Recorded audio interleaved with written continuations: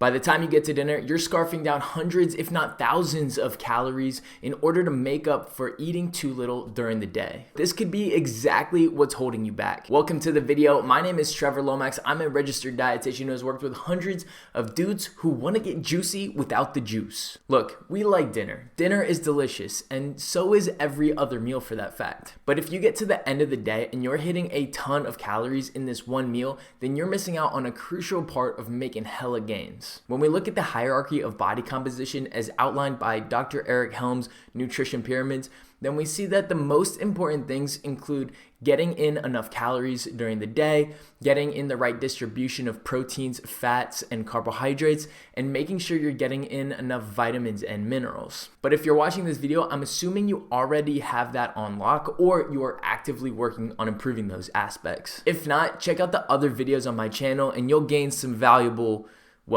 gains. But I digress. Another critical component is how you're getting those calories in throughout the day, and this fits into the nutrient timing portion of his pyramid. Before we dive into specifics, there's an important concept we need to understand called muscle protein synthesis. Muscle protein synthesis, or MPS, is the process your body goes through in order to take amino acids and put them together in what will end up as more muscle. There is a constant tug of war in our body between MPS and muscle protein degradation, which is the process of breaking down our muscles in order to use those proteins for other proteins, or to cycle in new muscle to keep our muscles healthy, or just for use as energy. When we eat protein, we don't see a huge change in muscle protein degradation, but we do see a very large response in MPS, as we see in this chart from a study by Dr. Stuart Phillips. This is an important distinction because essentially what we're saying is that muscle protein degradation is happening at a relatively steady pace throughout the day, whereas the amount of muscle that we can build is highly influenced by getting in a high protein meal. But there is a limit to how much protein our body can efficiently use at one time. This is calculated by taking our body weight in kilograms and multiplying by 0.55. For example, I weigh about 185 pounds, which is 84 kilograms. This means that the amount of protein that I can use for protein-specific activities in one sitting is about 46 grams of protein. Side note, this isn't a perfect system, so don't get your panties in a wad if you're eating more than this in one meal. Taking everything we just talked about and putting it into some real actionable stuff, we now know that we can highly influence muscle building by eating high protein meals, and we can only efficiently use so much protein during one meal. But we also know that getting in the amount of protein that we need in a day is the most important aspect. So in order to give ourselves the best chance of building muscle, we want to space our protein out throughout the day as evenly as we can. The absolute best way to figure this out is to take the total daily grams of protein that you need and divide it by the grams of protein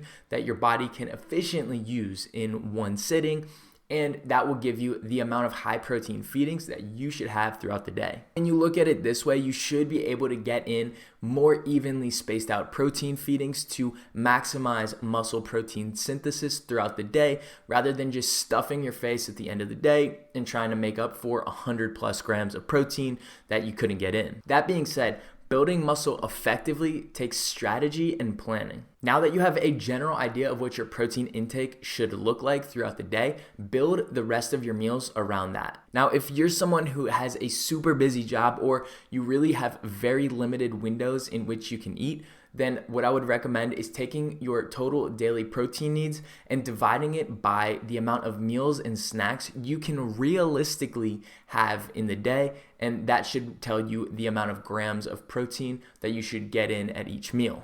And unless you're preparing to step on the Olympia stage, then you should be able to still build good muscle unless you're only able to have 1 or 2 meals each day. We know building muscle isn't an easy process, and if you feel like you're doing all the things right, but you're not seeing the gains that you want to see, then check out this video that I made last week. Subscribe for more gains and smash that like button so I get a little bit of dopamine release in my brain.